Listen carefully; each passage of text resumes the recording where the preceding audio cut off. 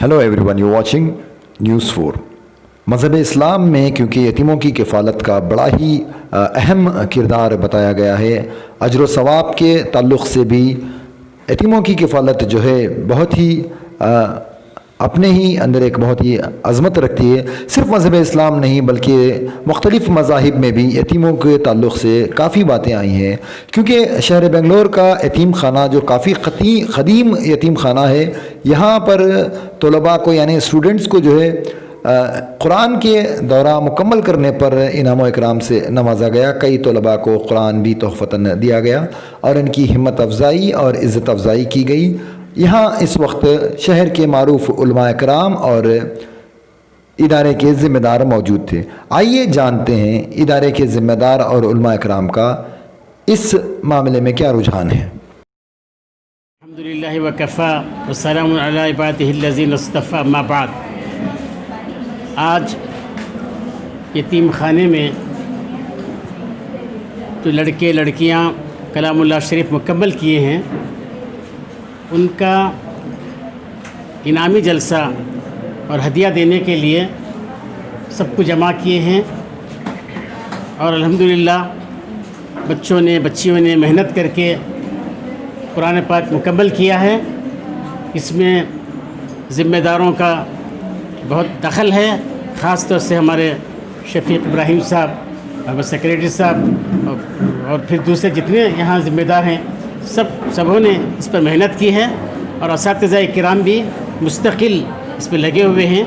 मैं गुजारिश करता हूँ कि सारी उम्मत से, तमाम ईमान वालों से, कि वो कलामुल्लाह शरीफ से रिश्ता जोड़कर आजकल जो हालात बुरे चल रहे हैं, उन बुरे हालात को बिल्कुल बदल सकते हैं, बदल जाएंगे कुरान पाक से अगर उम्मत जुड़ जाएगी।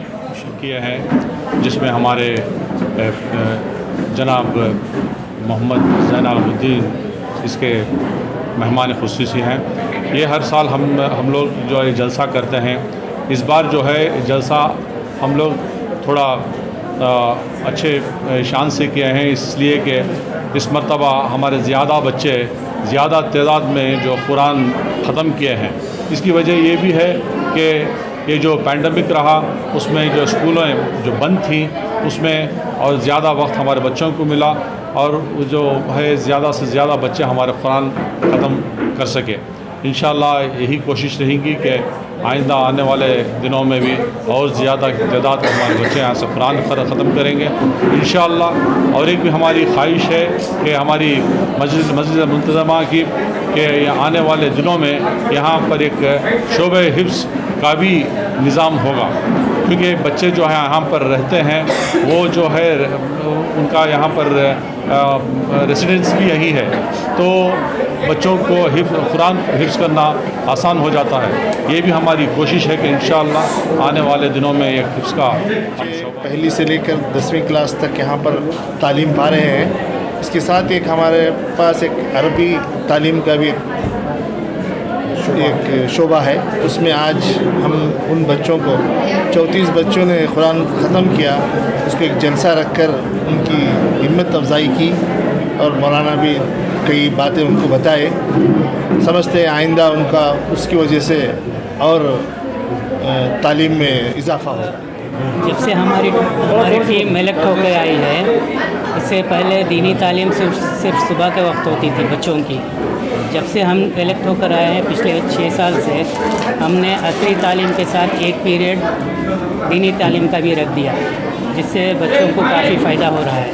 और साथ में मामलात में हर बार हमारे उस्तादों से कहता हूँ कि नमाज़ों की पाबंदी करवाओ, उनको मामलात में सही करवाओ और उनके दूसरे अराकान जो रोज़ाना अराकान है उसकी में उनकी नसीहत करो और उसको सही करवाने की मैं तरगीब देता रहता हूँ। और इस बार जो पैंडेमिक का मौका आया, इसको मैं